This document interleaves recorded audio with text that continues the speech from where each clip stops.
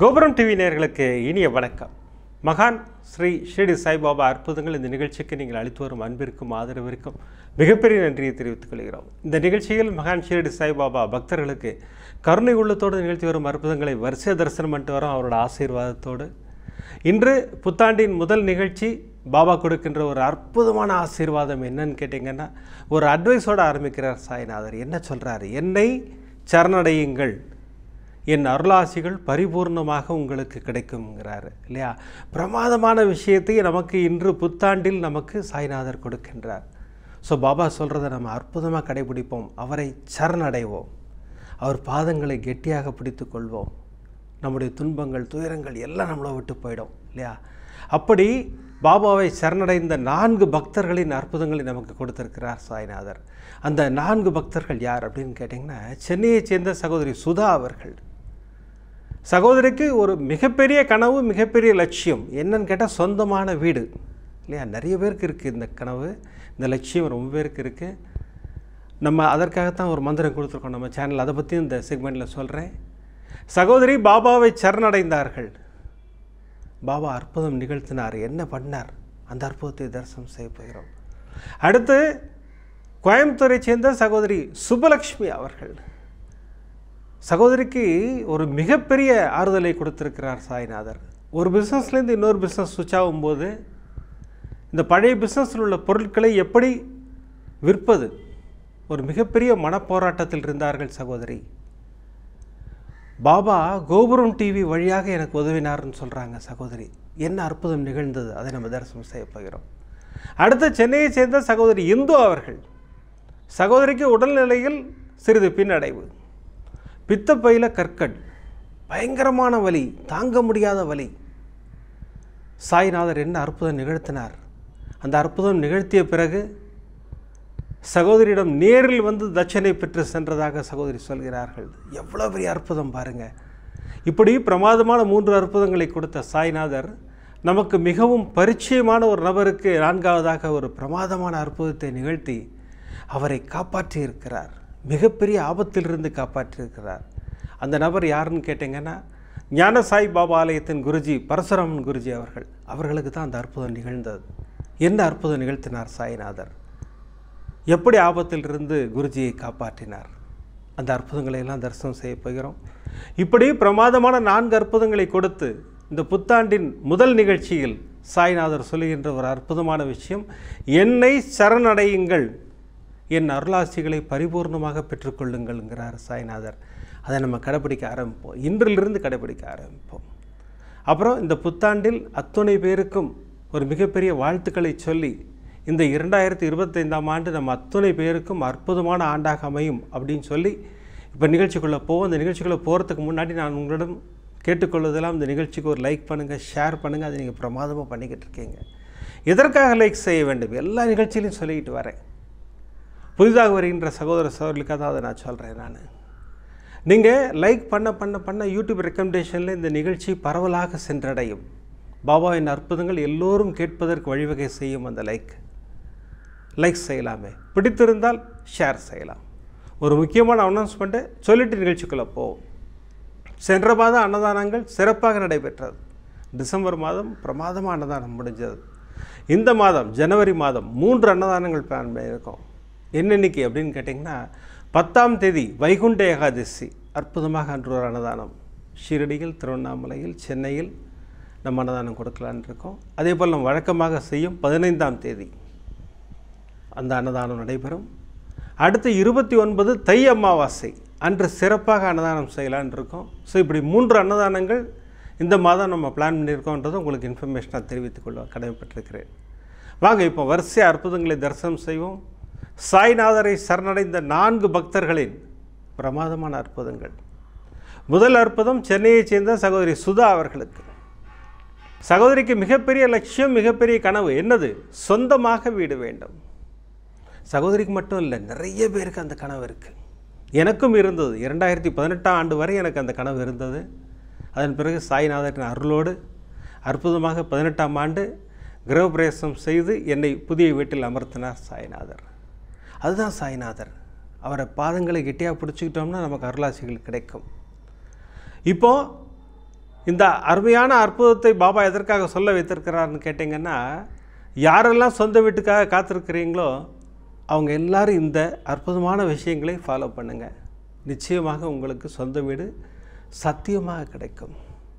வாங்க அற்புதத்துக்குள்ளே போவோம். சகோதரி சென்னையில் வில்லிவாக்கத்தில் வசித்து வருகிறார்கள். சகோதரியின் கனவு லட்சியம் சொந்த வீடுன்னு சொன்னேன். சகோதரிக்கு என்ன ஆசைன்னு கேட்டால், தான் வசிக்கின்ற வில்லிவாக்கம் பகுதியிலே வீடு வேணும். அது மிகப்பெரிய ஆசை சகோதரிக்கு, இல்லையா? சகோதரி பாபாவின் பாதங்களை கெட்டியாக பிடித்து கொண்டார்கள். சகோதரிக்கு அப்போ தெரிய வந்த விஷயம் 5 விளக்கு பூஜை. இந்த 5 விளக்கு பூஜை ஒரு அற்புதமான விஷயம். நான் கீழே டிஸ்கிரிப்ஷன்லையும் கொடுத்துருக்கேன். அப்படி யாருக்காவது செய்யணும்னு ஆசைப்பட்டீங்கன்னா எனக்கு ஒரு ஃபோன் பண்ணுங்கள், நான் உங்களுக்கு அனுப்பி வைக்கிறேன் அந்த எபிசோடை. ஒரு அற்புதமான விஷயம் 5 விளக்கு பூஜை. நம்ம கேட்பதை எல்லாம் அள்ளித்தரும் அற்புதமான பூஜை. அந்த பூஜையோட பேரே தேவைகளை அருளும் பூஜை தான். ஸோ சகோதரி அந்த பூஜையை செய்கிறார்கள். நம்ம இப்போ சொல்லியிருந்தோம், அடிஷ்னலாக 5 விளக்கு பூஜையை செய்யும்போது சாய்நாத ஸ்தவன மஞ்சரியை பாராயணம் செய்யுங்கள் அல்லது கேளுங்கள்னு சொல்லியிருந்தோம். சகோதரி அதையும் செஞ்சுக்கிட்டு வராங்க, ரெகுலராக செஞ்சுக்கிட்டு வராங்க. இந்த விஜயதசமி எனக்கு அற்புதமாக அமைஞ்சதுன்னா, நம்ம சேனலில் சொந்த வீட்டுக்காக ஒரு அற்புதமான மந்திரம் சொன்னீர்கள். அந்த மந்திரத்தை 18 முறை சொல்லிக்கொண்டே எழுதினேன். அப்படி சொல்லிட்டு வரும்போது ஒரு 18 5 ரூபாய் காயின் வச்சு பாபாவுக்கு நான் அர்ச்சனை பண்ணிவிட்டு நான் டெய்லி இது பண்ணிக்கிட்டு இருந்தேன். அந்த மந்திரத்தை நான் எழுத எழுத எழுத 8வது நாள் எங்கள் ஹவுஸ் ஓனர் என்னை தேடி வந்தார். அம்மா உங்கள்கிட்ட ஒரு 10 நிமிஷம் பேசணும் வந்தார். என்னடா ஹவுஸ் ஓனர் வந்திருக்காரு, என்ன பேச போகிறாருன்னு பார்த்தா, அம்மா இந்த வீட்டை விற்கலான் இருக்கேன், உங்களுக்கு தான் ஃபஸ்ட்டு ப்ரிஃபரன்ஸ், நீங்கள் எடுத்துக்கிறீங்கன்னா உங்களுக்கு தான் அந்த வீடு. சகோதரி கண்களில் கண்ணீர் இருப்போம். ஏன்னா 8 நாள் தான் ஆகுது சகோதரி மந்திரம் சொல்ல ஆரம்பித்து. பாபாவின் ஆசைகள் எப்படி இருக்குது பாருங்கள். அதுதான் சொல்கிறார் இல்லையா, என்னை சரணடையுங்கள், என் அருளாட்சிகள் பரிபூர்ணமாக கிடைக்குங்கிறாரு.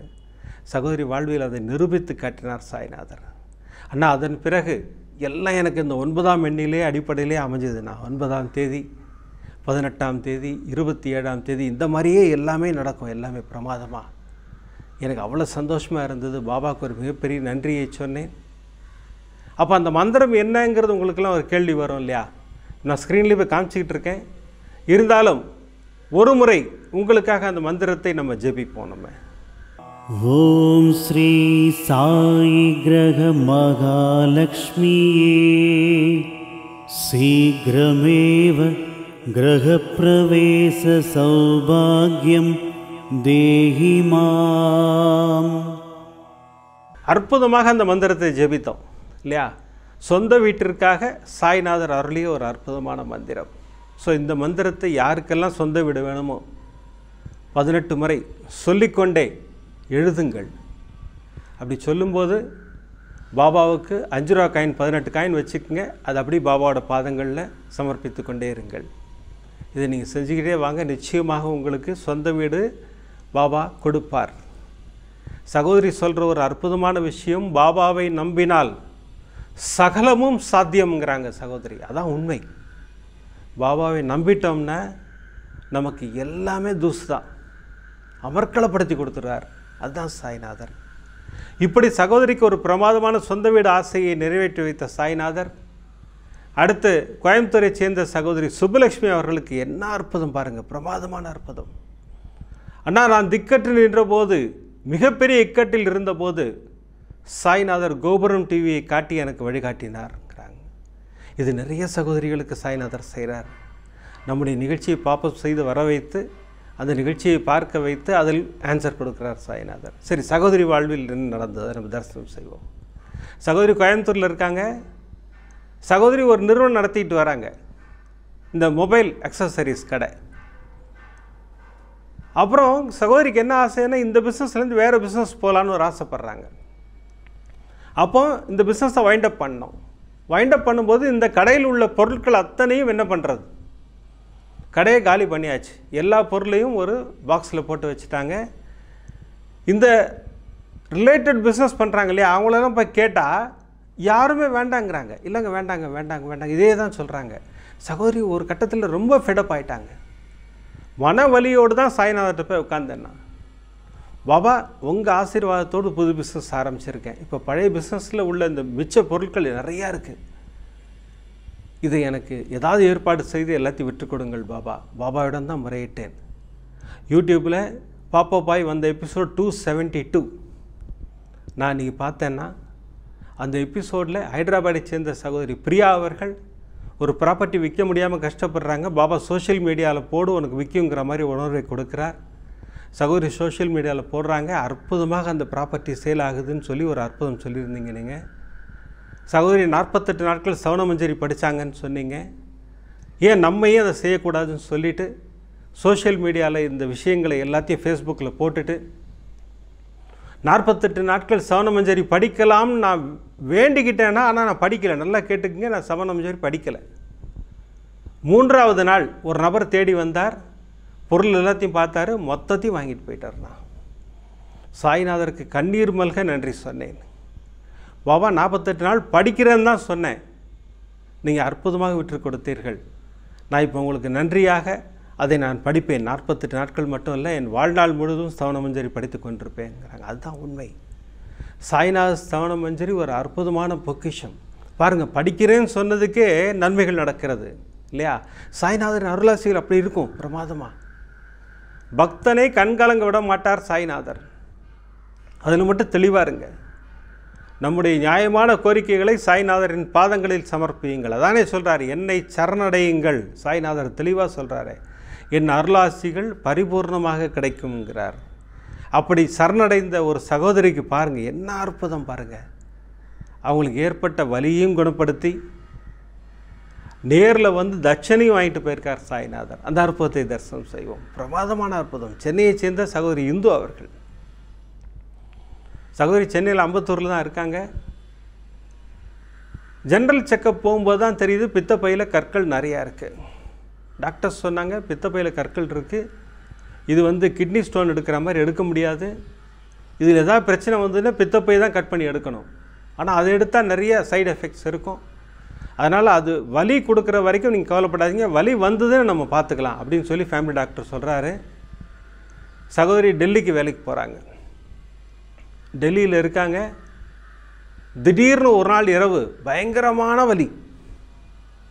அப்படி ஒரு வலி வலிக்குமா? சகோதரி சொல்கிறாங்க, நான் வலி உயிரே போச்சுண்ணா எனக்கு. என் நண்பர்கள் என்னை தூக்கி கொண்டு ஒரு ஹாஸ்பிட்டலுக்கு ஓடினாங்க. அங்கே எமர்ஜென்சியில் அட்மிட் பண்ணாங்க.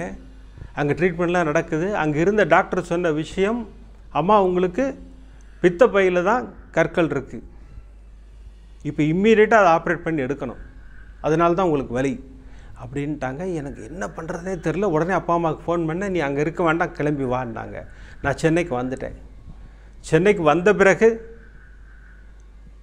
நண்பர்களோட அட்வைஸ் படி இன்னொரு டாக்டரை போய் பார்த்தேன், மாற்று மருத்துவம்.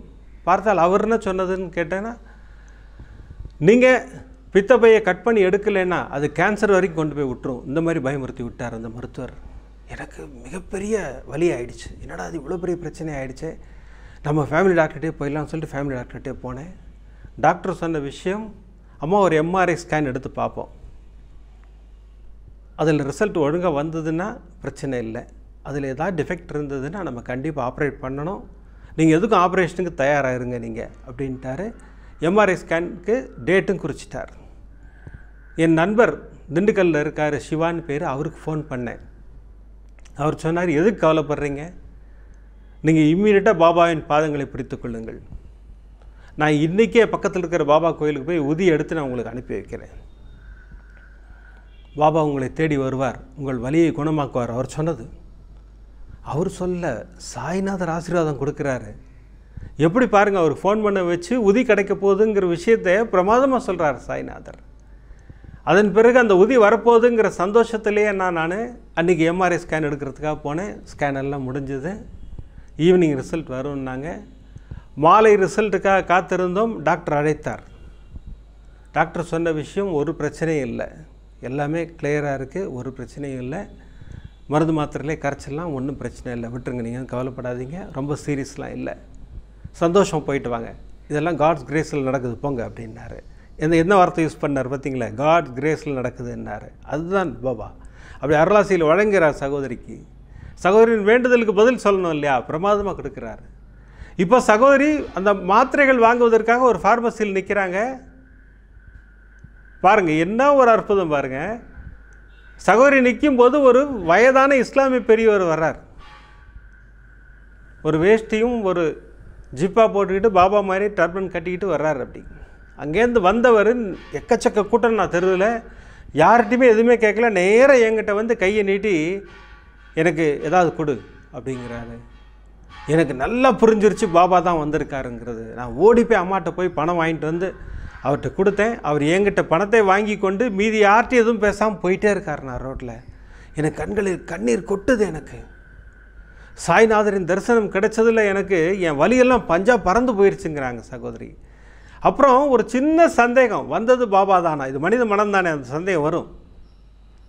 இவங்க வீட்டில் போய் இறங்குவதற்கும் திண்டுக்கல்லிலிருந்து பாபாவின் உதி வருவதற்கும் கரெக்டாக இருக்குது. அந்த கொரியர் வருது, அதை ரிசீவ் பண்ண அதுக்குள்ளே உதி.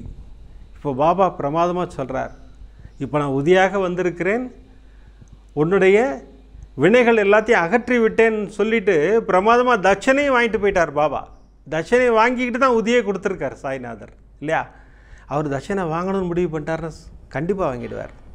அதில் ஒன்றும் மாற்று கருத்தே கிடையாது. எல்லார்ட்டையும் வாங்க மாட்டார், யார்கிட்ட வாங்கணுமோ அவங்கள்ட்ட மட்டும்தான் வாங்குவார். அந்த கொடுப்பில் இருக்கிறவங்களுக்கு மட்டும்தான் வாங்குவாங்க. அவங்க பிரமாதமான விஷயம். சகோதரி சொன்ன உடனே எனக்கு அவ்வளோ சிலிர்ப்பாக இருந்தது. பாருங்கள் எப்படி நேரில் ஓடி வந்து மிகப்பெரிய ஆசீர்வாதத்தை கொடுத்து விட்டு சென்றிருக்கிறார் சாய்நாதர். சாய்நாதருக்கு ஒரு மிகப்பெரிய நன்றியை சொன்னேன்னு சொன்னாங்க. இப்படி ஒரு பிரமாதமான 3 அற்புதங்கள், சிலருக்கு வைக்கும் அற்புதங்கள் எல்லாமே எனக்கு ரொம்ப பிடிச்சிருந்தது எல்லாமே. இப்போ 4வது அற்புதம் பாருங்கள், அதை விட சிலிர்ப்பான அற்புதம். இந்த அற்புதம் யாருக்கு நிகழ்ந்தது அப்படின்னு கேட்டிங்கன்னா, நமக்கெல்லாம் மிகவும் பரிச்சயமான,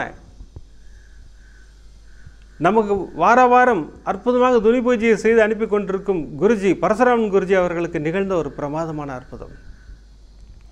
சாய்நாதர் அவரை காப்பாற்றியிருக்கிறார், மிகப்பெரிய ஆபத்திலிருந்து காப்பாற்றியிருக்கிறார். இந்த அற்புதத்தை பிரமாதமாக பகிர்ந்துக்கிட்டார் நம்மள்கிட்ட. இன்றைக்கி வியாழக்கிழமை இருப்பதனால் இந்த ஆண்டின் முதல் துணி பூஜை பரசுராம் குருஜி தான் பண்ணி அமைச்சிருக்காங்க. அந்த அற்புதமான துணி பூஜையை தரிசனம் செய்து பாபாவின் அருளாட்சிகளை பெற்றுக்கொண்டு குருஜியோட பிரமாதமான அற்புதத்தை நம்ம தரிசனம் செய்ய போகிறோம். வாங்க இப்போ அற்புதமாக துணி பூஜையை தரிசனம் செய்வோம்.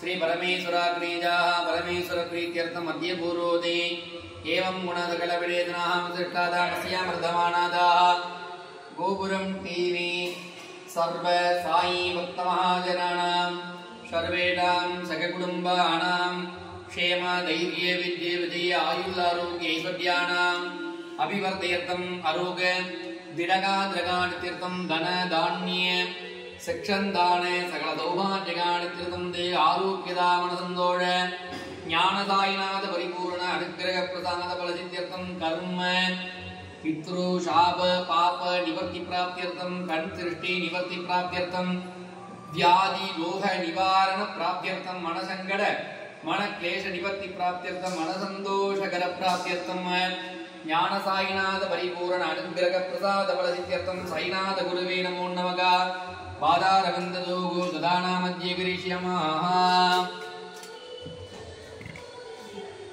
परमसुखदं केवलं ज्ञानमूर्तिं तत्त्वातीतं गगनसदृढं तत्त्वमग्न्यादिलक्ष्यम् एकं नित्यं विमलमजलं सर्वदी साक्षीभूतं साईनाथं त्रिगुणरहितं सद्गुरुं तं नमामि। ओंकार साईनाथाय नमः। ओं लक्ष्मीनारायणाय नमः। ओं कृष्ण राम शिव मारुत्यादिरूपाय नमः। ओं शेष साईने नमः। ओं गोदावरी तट तिरडी वासिने नमः। ओं भक्तहृदालदाय नमः। ओं सर्वकृत्वादिने नमः। ओं भूतावासाय नमः। ओं भूत भविष्यद्वर्जिताय नमः। ओं कालातीताय नमः। ओं कालाय नमः। कालकालाय नमः। ओं कालदर्पदमनाय नमः। मृत्युंजयाय नमः। अमृतयाय नमः। अमृतयभयप्रदाय नमः। जीवाधाराय नमः। सर्वाधाराय नमः। भक्तावण समृद्धाय नमः। भक्तावण प्रतिज्ञाय नमः। अन्नोत्रदाय नमः। आरोग्यक्षेमदाय नमः। धनमाङ्गल्यप्रदाय नमः। मुक्ति सिद्धिदाय नमः। पुत्रमित्रकलत्रबन्धुदाय नमः। योगे नमः नमः। आपत्पन्दवाय नमः। मार्गबन्धवे नमः। मुक्ति मुक्तिस्वर्गापूर्गदाय नमः। प्रियाद नमगावं प्रीतिवर्धनाद नमगावं अंतर्यामे नमः सच्चिदात्मे नमः आनन्दाद नमगावं आनन्दाद नमगावं परमेश्वराद नमगावं परब्रह्मणे नमगावं परमात्मने नमगावं परमसुखदाद नमगावं परमेश्वराद नमगावं ज्ञानस्वरूपिणे नमगावं जगदत्रे नमगावं भक्तानां मातृदातृपितामगाद नमः भक्तभयप्रदाद नमः भक्तपराधिनाद नमः भक्ता अनुग्रहे कादराद नमगावं शरणागतवस्त्राद नमगावं भक्तिशक्तिप्रदाद नमगावं ज्ञानवैराग्यदाद नमगावं प्रेमप्रदाद नमगावं संशये कृते दुर्बल्ये पापकर्म वासनाजयकराद नमगावं हृदिरन्दिवेदगाद नमगावं कर्मत्वन्द्रे नमगा शुद्ध सद्वदिदाद नमगा गुणादीद गुणात्रे नमानन्द कल्याण गुणाद नमगामिद पराक्रमाद नमगा जैनी नमगा दुर्दृढादेभ्याद नमगा पारिजिदाद नमः दुर्लोके सस्कन्धे नमः सकिरणिदाद नमगावं दुर्भक्तिमूर्तये नमः दुर्भचन्द्राद नमगा सुलोक्षणाद नमः भकुरुपुष्पमूर्तये नमः जिन्दाद नमः सुभाव्यक्ताद नमः सूक्ष्माद नमः साईनाथ गुरुवे नमः अनेककोटि प्रार्थनाञ्जलिं समर्पयामि ओं शिरडिपुरवासिनं करुणामूर्तिस्वरूपं सर्वरोगदोष व्याधिनिवारणं ज्ञानसाईनाथ परिपूर्ण अनुग्रहप्रसादबलसिद्धिरस्तु राजाय प्रदेकदाकिने पुमावजम्बै श्रवणादिगुरुमहे समैगामाङ्गामगामादवक्यं कामेश्वरोगै श्रवणो ददातु कुबेराजवै श्रवणाय महाराजाय नमः शिरडिवासाय विद्महे सच्चिदानन्दाय धीमहि तन्नो साई प्रचोदयात् सच्चिदानन्दस्वरूप साईनाथ गुरुवे नमः ஏகம் கல்பூர நீராஞ்சன தீபம் தரிசதாமி. அனைவருக்கும் ஞான சாய் பாபாவின் ஆசீர்வாதம். வாழ்க வளமுடன். நல்லா இருக்கு. அற்புதமாக துணி பூஜையின் தரிசனம். இந்த புத்தாண்டின் துவக்கத்தில் நம்ம அத்துணை பேருக்கும் மிகப்பெரிய ஆசீர்வாதத்தை கொடுத்திருக்கிறார் சாய்நாதர். அதற்காக சாய்நாதருக்கு மிகப்பெரிய நன்றியையும், இந்த அற்புதமான துணி பூஜைக்காக குருஜிக்கு ஒரு மிகப்பெரிய நன்றியையும் சொல்லி குருஜியின் அற்புதத்தை நம்ம தரிசனம் செய்ய இருக்கிறோம். என்ன நடந்தது அப்படின்னு கேட்டிங்கன்னா, சென்ற வருடம் ஞானசாய் பாபா ஆலயத்தில் 48 நாட்கள் தொடர்ந்து சாய் சஹஸ்ரநாம ஹோமம் பண்ணாங்க. நமக்கெல்லாம் தெரியும். நம்ம கோபுர டிவி சார்பாக ஒரு நாள் பண்ணோம் நம்ம இல்லையா. அந்த ஹோமம் முடிந்தவுடன் குருஜிக்கு என்ன ஆயிடுச்சுன்னு கேட்டிங்கன்னா, பயங்கரமாக மூச்சு வாங்குது. அந்த படி ஞானசாய் பாபா ஆலயத்துக்கு போனவங்களுக்கெல்லாம் தெரியும். கொஞ்சம் ஒரு 20 படி இருக்கும். அந்த படி தாண்டி தான் மேலே பாபாவை பார்க்கணும் நம்ம. அந்த படி கூட ஏற முடியலையாம். அப்படி ஒரு மூச்சு வாங்குது, பயங்கரமாக இழைக்குது. நான் ஒரு 10 நாள் பார்த்தேன். அதன் பிறகு வேண்டாம் அப்படின்னு சொல்லி டாக்டர்கிட்ட போகலாம் சொல்லிவிட்டு டாக்டர்கிட்ட போயிட்டேன். டாக்டர் என்ன சொன்னார், இது எத்தனை நாளாக இருக்குன்னாரு. எல்லாம் கேட்டார். கேட்டு டெஸ்ட்டெல்லாம் எழுதி கொடுத்துட்டார். டெஸ்ட்டு ரிசல்ட் பார்த்தோன்னே டாக்டர் அதிர்ந்து போயிட்டார். என்னன்னு பார்த்தீங்கன்னா, ஈஸ்னோஃபில் கவுண்டில் ஒரு இது ஒன்று இருக்குது, இம்யூனல் அது மாதிரி ஒரு விஷயம். அந்த விஷயம் 200லிருந்து 400 தான் இருக்கணுமா. ஆனால் குருஜிக்கு என்ன இருந்திருக்குன்னு கேட்டிங்கன்னா 2400 இருந்திருக்கு. டாக்டர் அதிர்ந்து போயிட்டார். சார் இவ்வளோலாம் இருக்கக்கூடாது சார், இவ்வளோலாம் இருந்ததுன்னா உங்களால் மூச்சே விட முடியாது, அப்படி ஒரு சிரமப்படுவீங்க சார். இது எப்படி சார் குறையும்? இது குறையவே குறையாது சார். இது குறையிறதுக்கு மருந்து மாத்திரையே கிடையாது.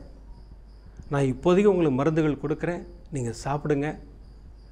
நீங்கள் பாபா கூடயே இருக்கீங்க, அவர் உங்களை பார்த்துப்பார், டாக்டர் சொல்லி அனுப்பிச்சிருக்காரு.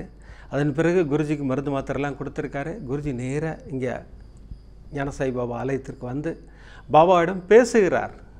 பாருங்கள், இதுதான் அற்புதமான விஷயம். பாபாவிடம் பேசுங்கள்னு அடிக்கடி சொல்கிற விஷயமே அதான். பாபா இந்த சாய் சஹஸ்ரநாம ஹோமம் நான் எனக்காக பண்ணல, நம்முடைய சகோதர சகோதரிகள், நம்முடைய பக்தர்கள் அத்தனை பேருக்காக தான் பண்ணேன். ஒரு நாளைக்கு ஒரு நட்சத்திரம், அந்த நட்சத்திரத்தை சேர்ந்த பக்தர்களுக்காகவும் பண்ணோம்.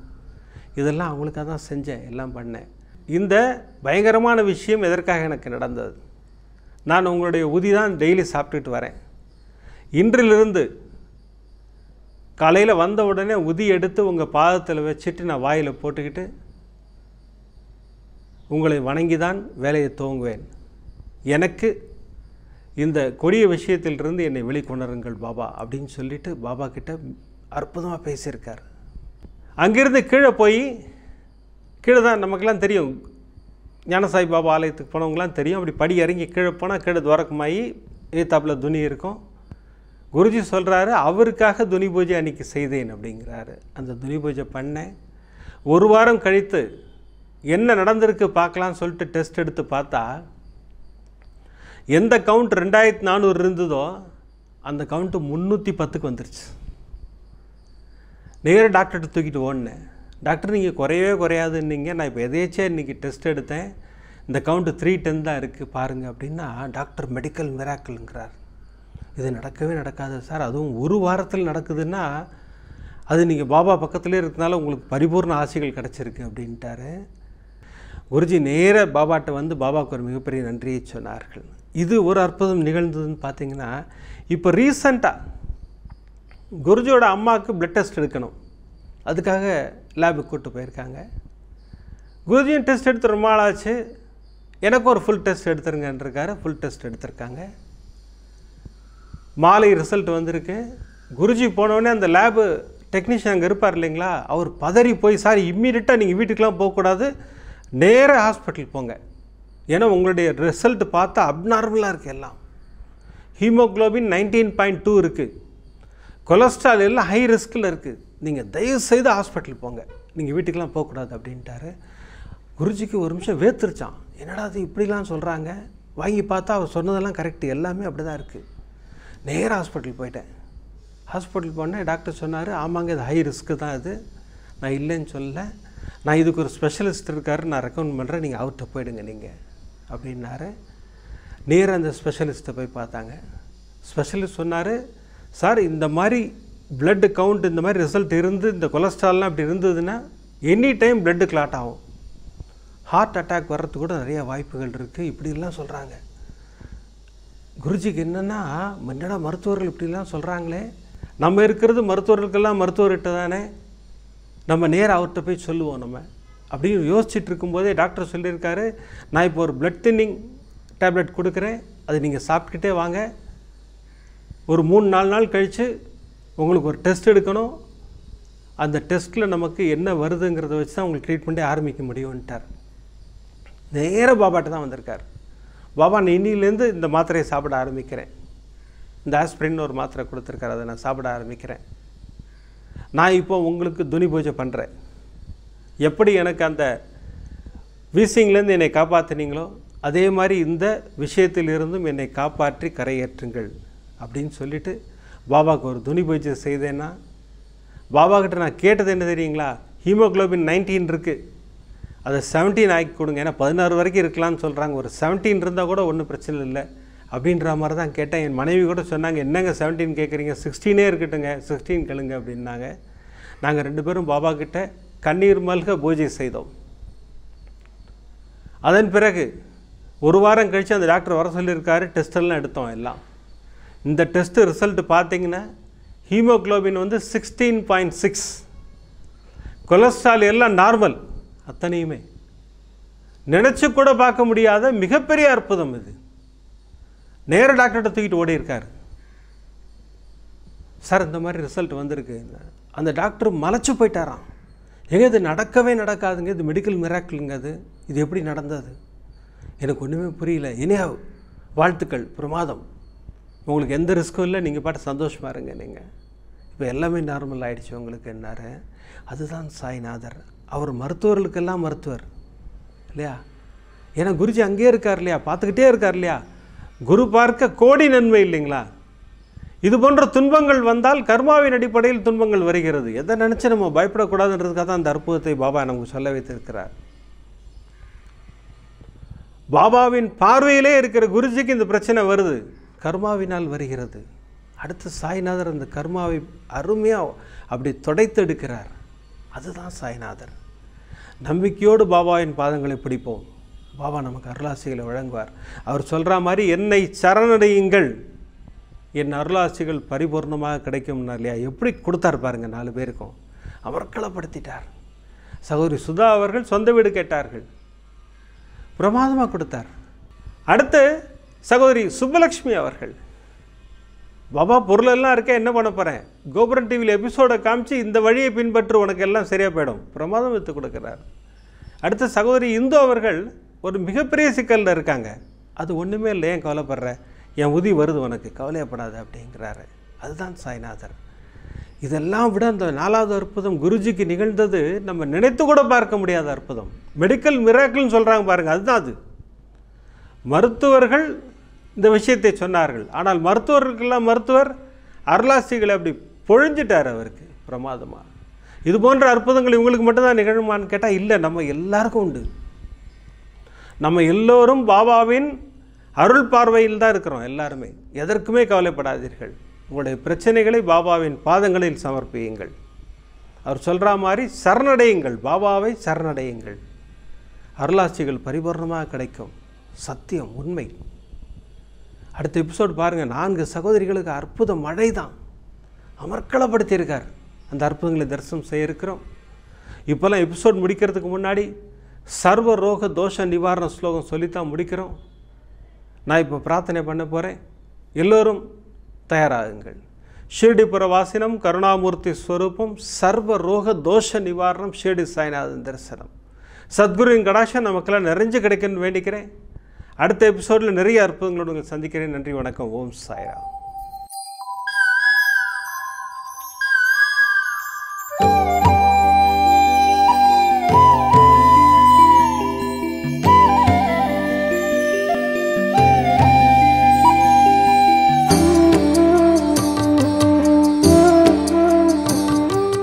விதம் விதமான பக்தி நிகழ்ச்சிகளை உங்களுக்காக தந்து கொண்டிருக்கிறது உங்கள் கோபுரம் டிவி.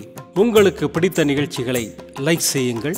உங்களுக்கு பிடித்த மாணவர்களுக்கு ஷேர் செய்யுங்கள். மேலும் சப்ஸ்கிரைப் செய்வதோடு மட்டுமல்லாது அருகில் இருக்கும் பெல் பட்டனை கிளிக் செய்து கோபுரம் டிவி நிகழ்ச்சிகளை உடனுக்குடன் தெரிந்து கொள்ளுங்கள். மற்றும் ஒரு மகிழ்ச்சியான செய்தி, கோபுரம் டிவி ஆப்பை கூகுள் பிளே ஸ்டோரில் ஃப்ரீ டவுன்லோட் செய்து கோபுரம் டிவி நிகழ்ச்சிகளை தொடர்ந்து கண்டுகளியுங்கள். பாருங்கள், ரசியுங்கள், பரவசமடையுங்கள். gopuramtv.com. பக்தி பக்திமயம்.